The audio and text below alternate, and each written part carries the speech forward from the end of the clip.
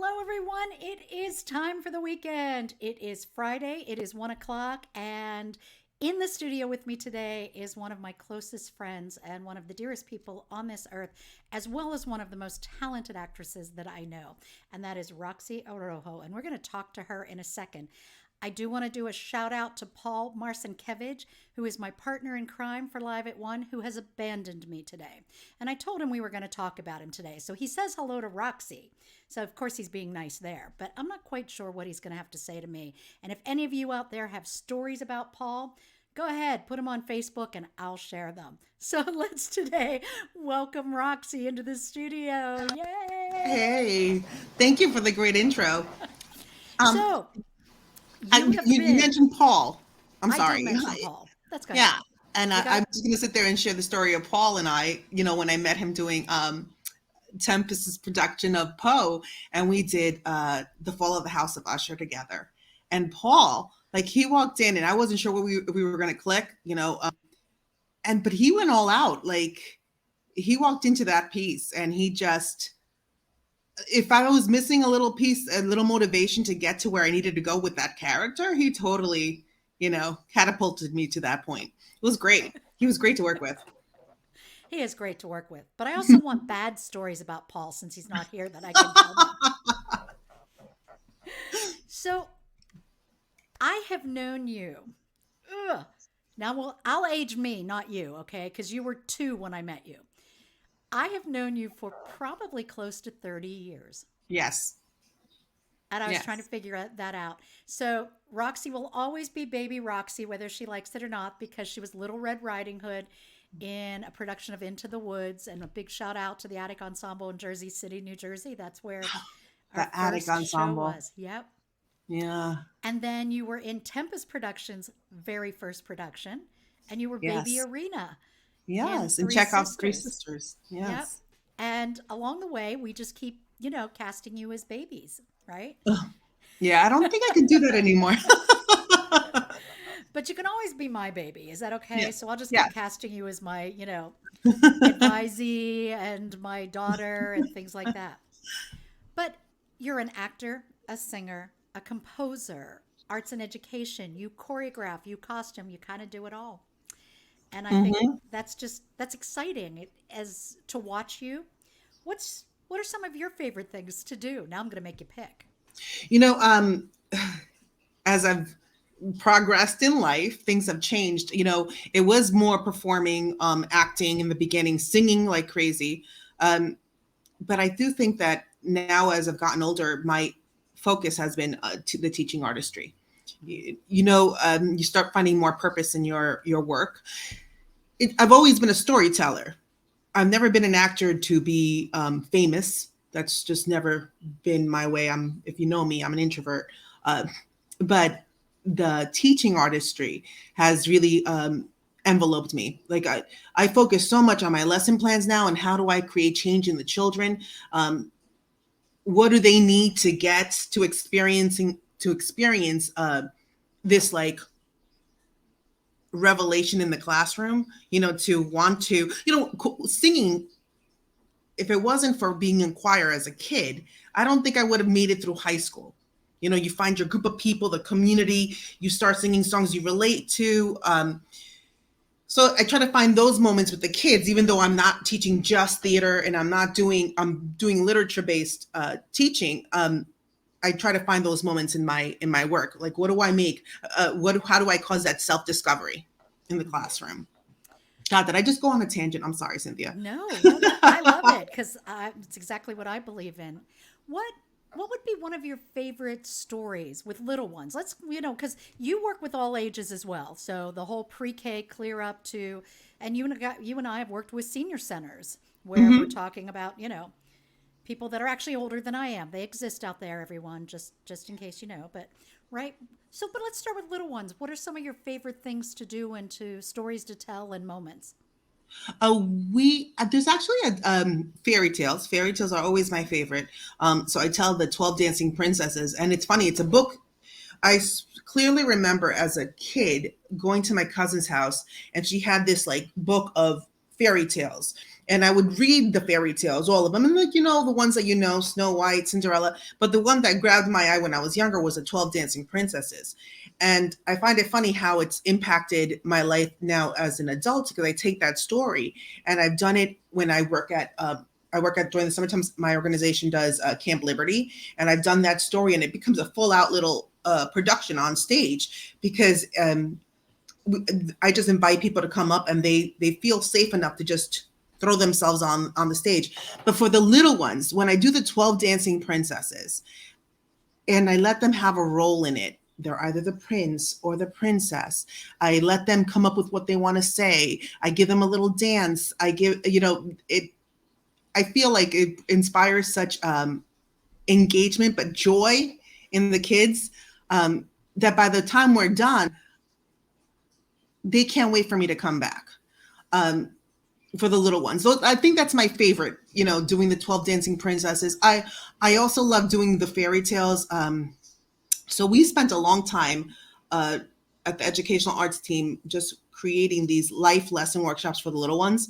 And so we created these workshops based off little fairy tales, like the Big Bad Wolf, the Three Little Pigs and the Big Bad Wolf. And he's got like this, he's having issues because he can't blow down the house. And so we go and I get enrolled as the wolf, and I go to see my friends, and the little kids are all my friends, and they raise their hands and they're like, what's going on? And I sit there and I'm like, oh, I'm having a hard time, blowing down this house. I don't know what's going on. I lead them through this like Q&A, and they're the ones that ask the questions, and they're the ones giving me advice. And by the end, they realize that this wolf has been smoking, and then they were because they're so they're invested. They're like, you need to do this. You need to stop smoking. You're not going to be able to blow down that house. And they give me all the advice because they're in that role. I just fairy tales, I think, work great for the little ones. Yeah. Right. And I mean, like you said, it's nice to see them problem solve and critical thinking, a lot of the skills that we all need to succeed in life, to just think through stories. And the fact that they get a chance to talk with you, right?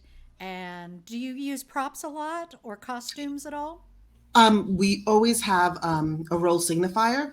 So it's either a hat or ears or a scarf, and we use the seat a lot. We use the hot seat, where I'm like, as soon as I sit down, it's not Miss Roxy anymore. It's, the Big Bad Wolf or Yes. Goldilocks.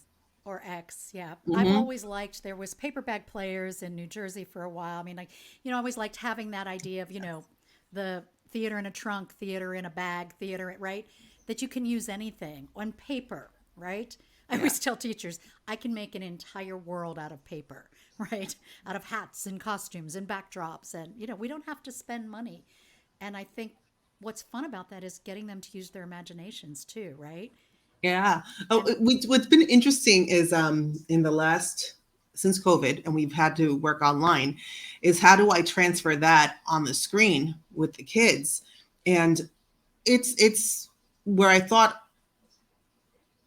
I wasn't open to the possibilities until I started doing it. And then you realize, wow, you can go into role. All I have to do is change my background and I'm there. Mhm.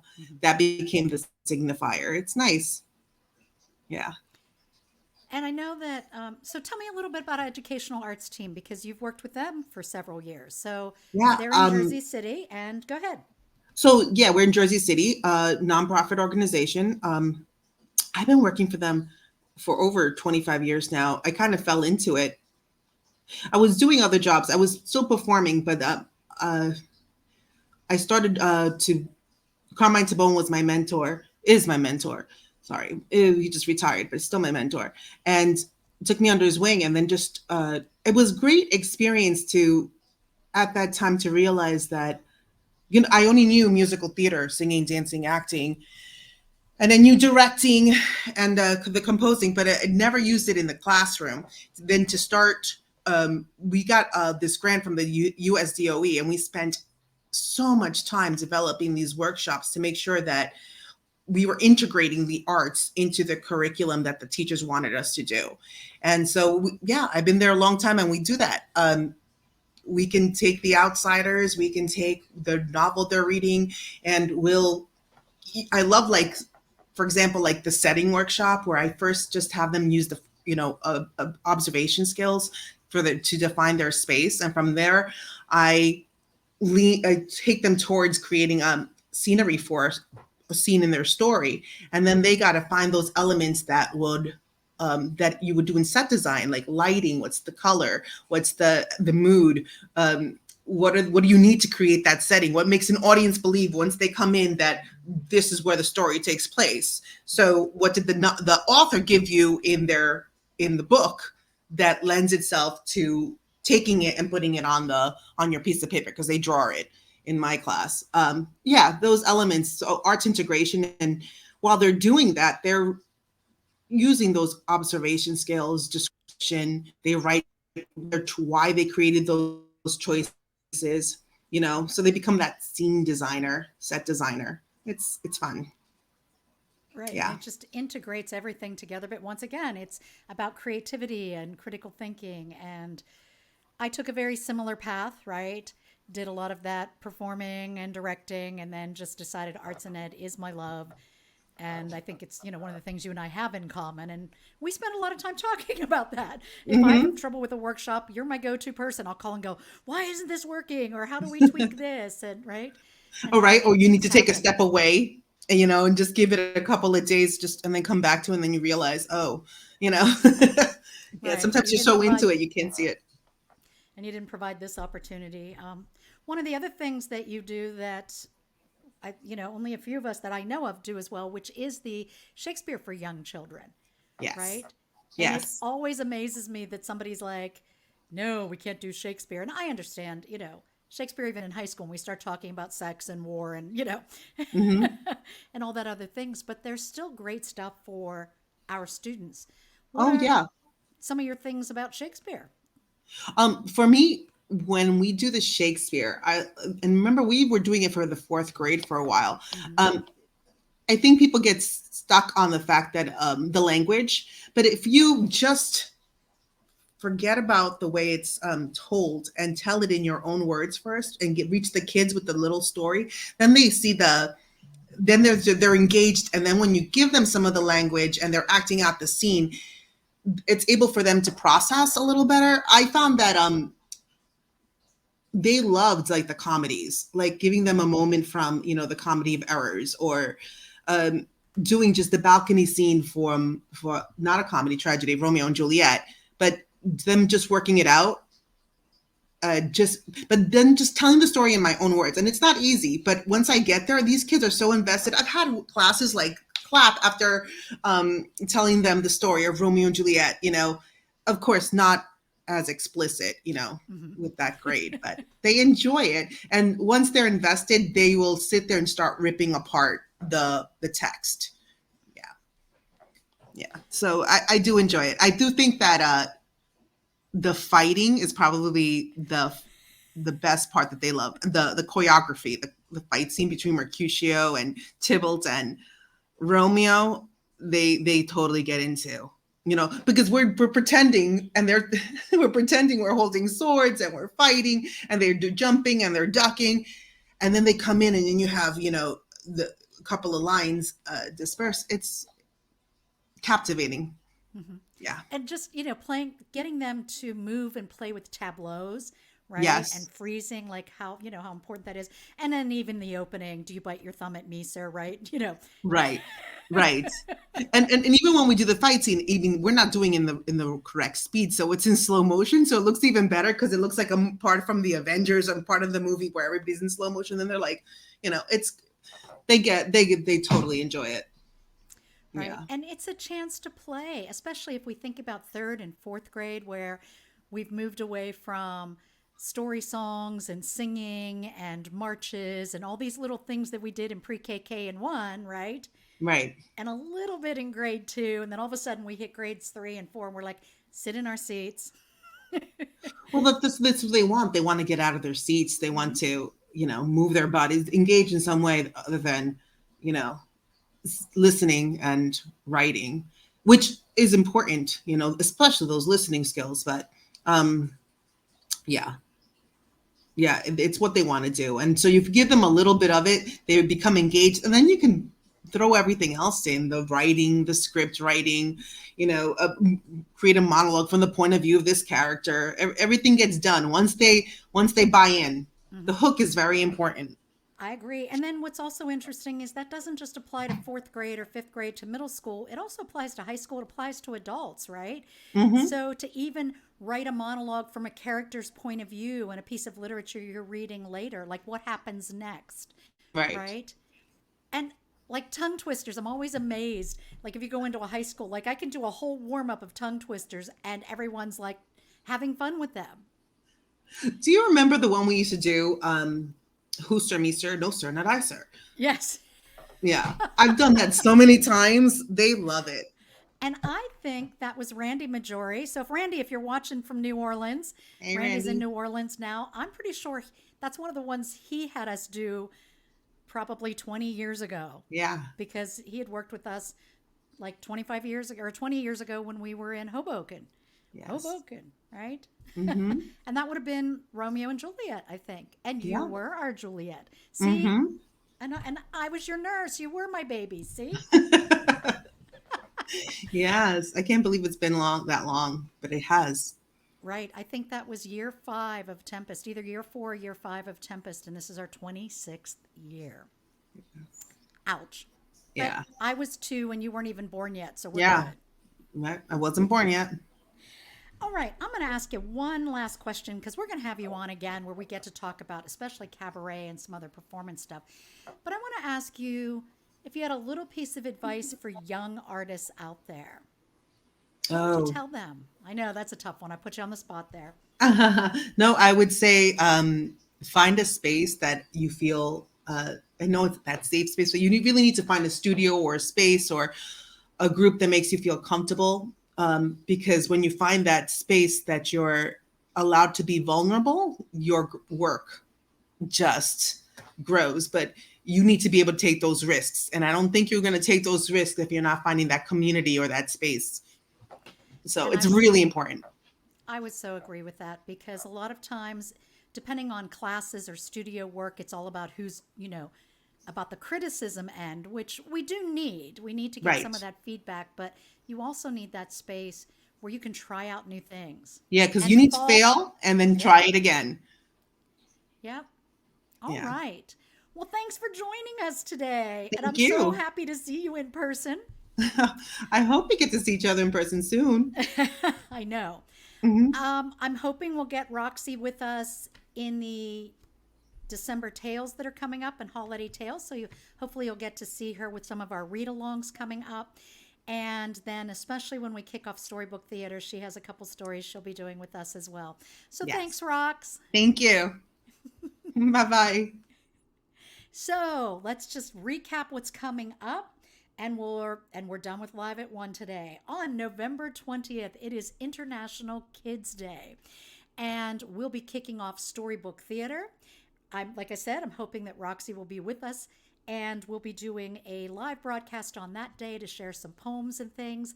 And then November 28th through December 6th is Festival of Lights. We'll be celebrating Hanukkah with a story every day during Hanukkah. And we have some readers coming in from Texas, some readers coming in from New Jersey, a few other places around. On December 10th, we have our virtual kickoff for Holiday Tales, and then we'll be running those through December 31st. On November 20th at 3 p.m., Mary Rourdan, who has been a resident playwright here for Tempest and the Central PA Theater and Dance Fest, will be reading from her new book, Taking the Long Way Home by Kelsey Books, at 3 p.m., and we'll be taking a look at that as well. Happy Valley Improv has a show every Friday night at 7 p.m. There's one this evening, tonight, and one next week. And I'm not quite sure of their holiday schedule yet, but all you need to do is go to happyvalleyimprov.com and find that out. Live at 1, November 19th, we'll have Mary Rourdan as our guest. November 20th or 26th, we'll be talking about Hanukkah. And December 3rd, we have playwright Mary Gage, who is English and Australian and lives in State College now, and we'll be talking about her new play, Fallout, and its coming spring production in March at the State Theater. And that's about it. We're going to end today with a little arts and education video, and which you're going to see me, but you're also going to see part of Roxy in there as well, and some of the stuff that she's done with us. It's been a long journey to get artists back in schools, but it's happening. We're definitely kicking off a lot more residencies and workshops in the spring.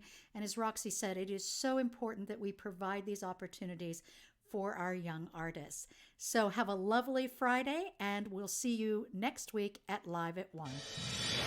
I love nothing more than sitting with students and reading a story and then finding ways to create characters with our voices and our bodies, playing drums, singing songs, learning dances, reading poems, making silly faces. Celebrating the little girl who wanted to be a bat instead of a princess like all of her friends. The little drummer who wildly drums to his own tune. That orchestra of ghosts, tap dancers, poets, tiny monsters, and yes, even the clowns. Arts and education matter. I believe that the two most important devices we can place in any child's hand are books and ideas. And these ideas turn into new worlds as we explore the people, the land, the creatures, the relationships, and conversations. Whether we put underwear on our heads, red clown noses on our faces, run around with hats and ribbons, it simply doesn't matter. What matters is that we take the time to play, to be, to learn, to share, to listen to one another, to discover our differences and our similarities, to learn to be kinder, gentler, and braver. It's Arts and Education Week. Oh, but it's so much more than a week. It's a lifetime endeavor, and it matters. I hope you'll join me in celebrating this week and arts and education in our schools and communities. Arts and education matter.